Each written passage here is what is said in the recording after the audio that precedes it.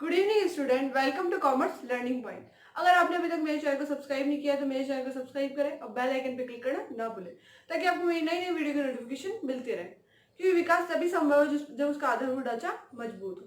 अगर आपको आपकी नॉलेज के लिए मजबूत करनी है तो मेरे चैनल के साथ जुड़े रहें, ताकि मैं आपको हर टॉपिक का कॉन्सेप्ट डीपली क्लियर कर सकूँ और उसको एग्जाम्पल सहित बिल्कुल ईजी वे में आपको समझा सकूँ। तो लेट्स स्टार्ट द टॉपिक। तो आज का टॉपिक है, जैसे कि अपना चल रहा है लेखांकन की शब्दावली। मैं इससे पहले मैं 4 पार्ट बना चुकी हूँ, ये अपना पार्ट 5 है। अगर आपने अभी तक मैं पहले के पार्ट नहीं देखे हैं तो उनको देखें, मैं उनका लिंक डिस्क्रिप्शन बॉक्स में दे दूंगी।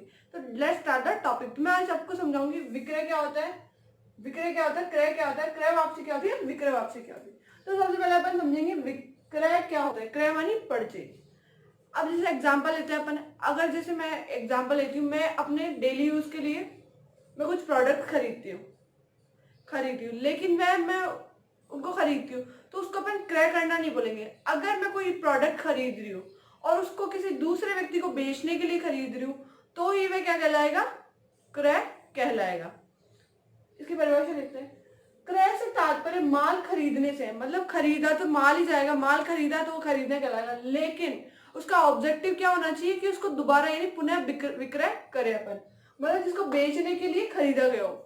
मैं कोई भी प्रोडक्ट खरीद रही हूँ या कोई भी अपन प्रोडक्ट खरीदे, अगर वो बेचने के उद्देश्य से खरीदा गया है तो वह क्या कहलाएगा, क्रय कहलाएगा। वह उधार भी हो सकता है और नगद भी हो सकता है। लेकिन अगर कोई मैन्युफैक्चरिंग कंपनी है, निर्माण कर कोई किसी प्रोडक्ट का निर्माण करती है और अगर वो कच्चा माल खरीदती है फिर उसको मैन्युफैक्चरिंग करती है, लेकिन उसका उद्देश्य क्या होता है, विक्रय करना ही होता है। यानी ऑब्जेक्टिव क्या होना चाहिए, विक्रय करना, यानी विक्रय करना होना चाहिए, तभी ये क्या कहलाएगा, क्रय कहलाएगा। यानी इसका ऑब्जेक्टिव क्या होता है, इसका उद्देश्य माल का विक्रय करना होता है। माल के विक्रय करने के लिए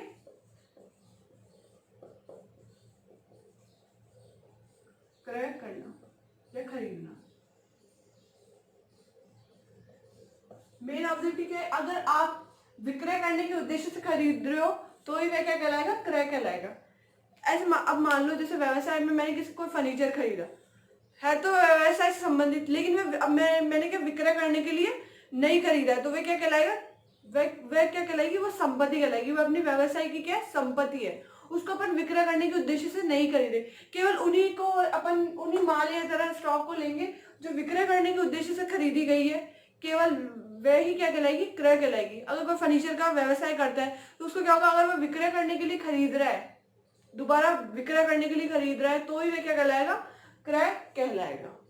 अब इसका ये अपोजिट है, क्रय वापसी क्या होता है। क्रय वापसी क्या होता है, जब एक व्यापारी द्वारा क्रय किए गए, जो भी अपन ने परचेज किया, क्रय किए गए माल को किसी कारण कुछ भी हो सकता है, मेरे को कोई वस्तु पसंद नहीं है, जैसा मैंने माल मंगाया था वैसा माल मुझे मिला नहीं, या माल कम आ गया या ज्यादा आ गया, या फिर जिस टाइम मैंने बोला था कि इस टाइम माल भेज रहा हूँ उसने भेजा नहीं। अब जैसे मैंने विंटर का सामान मंगाया था लेकिन उसने समर में भेजा, तो वो बिकेगा क्या मेरा सामान। तो इसलिए मतलब कोई भी कारण हो सकता है कि वो मुझे वस्तु अच्छी नहीं लगी, जैसी मैंने मांगी थी वैसी नहीं मिली, तो कारण वर्ष क्या होगा, कारण से वापस विक्रेता के पास लौटाना, मतलब जिससे खरीदा उसको वापस लौटाना क्या कहलाता है, क्रय वापसी कहते हैं। इसे रिटर्न आउटवर्ड भी बोलते हैं, यानी सेल्स रिटर्न, परचेज रिटर्न के साथ साथ उसको क्या बोलते हैं, रिटर्न आउटवर्ड भी बोलते हैं।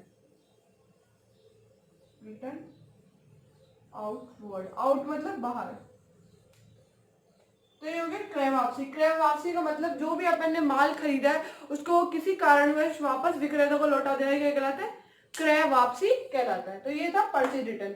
अब अपन पढ़ेंगे विक्रय क्या होता है। विक्रय मतलब सेल्स क्या होता है। विक्रय से तात्पर्य उस बिक्री से है जहां माल का क्रय ही पुनः बिक्री के लिए खरीदा गया हो।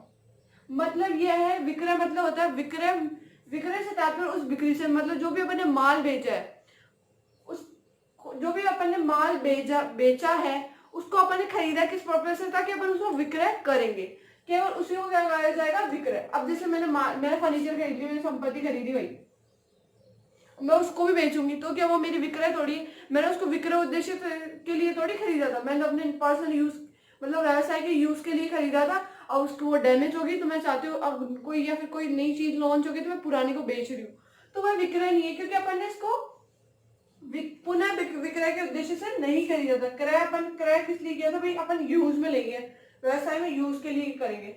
और इसको मैं बेचूंगी तो ये क्या कहलाएगा, विक्रय नहीं कहलाएगा, यह विक्रय नहीं कहलाएगा, क्योंकि मैंने इसको खरीदा विक्रय के पर्पज से नहीं खरीदा था।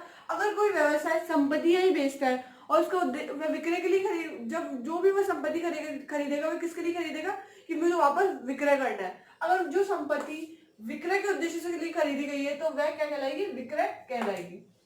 तो ये था विक्रय।